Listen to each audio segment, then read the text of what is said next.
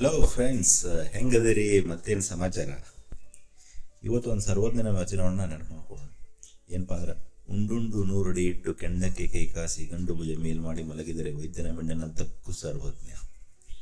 ಹೆಂಗೈತಲ್ಲ? ಈ ಸರ್ವಜ್ಞನ ವಚನದಾಗ ಭಾಳ ಅರ್ಥ ಐತ್ರಿ.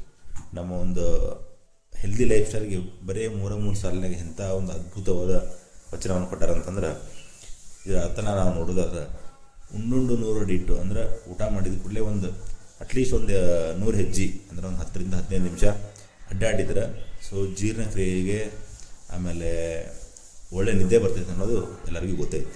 ಉಂಡುಂಡು ನೂರಡಿ ಇಟ್ಟು ಕೆಂಡಕ್ಕೆ ಕೈ ಕಾಸಿ ಅಂದ್ರೆ ಬೆಂಕಿಗೆ ಅಥವಾ ಏನು ಕಿಚ್ಚಿರ್ತೈತಲ್ಲ, ಈಗಂತ ಯಾರು ಕಿಚನ್ ಮಾಡತ್ತಿಲ್ಲ, ಬೆಂಕಿಗೆ ನಾವು ಕೈ ಕಾಸೋದ್ರಿಂದ ಡೈಜೆಷನ್ಗೆ ಇದು ಹೆಲ್ಪ್ ಆಗ್ತೈತಿ ಅನ್ನೋದು ಒಂದು ಸೈನ್ಸ್. ಇದು ಒಂದು ಅಗ್ನಿ ತತ್ವದ ಒಂದು ಸಬ್ಜೆಕ್ಟು ಐತಿ.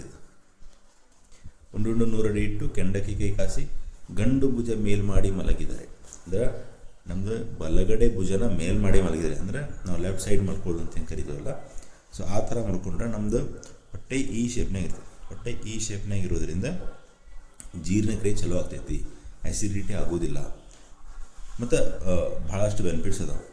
ಈ 3 ಸುಲಭ ನಿಯಮಗಳನ್ನು ನಾವು ಪಾಲಿಸಿದ್ರೆ ಲಾಸ್ಟಿಗೆ ಹೇಳ್ತಾರೆ ಇದ್ರ ಬೆನಿಫಿಟ್ನ ಸರ್ವಜ್ಞ ಏನಂತೇಳಿ, ವೈದ್ಯನ ಮಿಂಡನಂತಕ್ಕೂ ಸರ್ವಜ್ಞ ಅಂದ್ರೆ ವೈದ್ಯನ ಸಹವಾಸಕ್ಕೆ ಹೋಗೋದು ಬೇಡ, ಅಷ್ಟು ಆರಾಮಿರ್ತೀರಿ ನೀವು ಅಂತ ಹೇಳ್ತಾರೆ.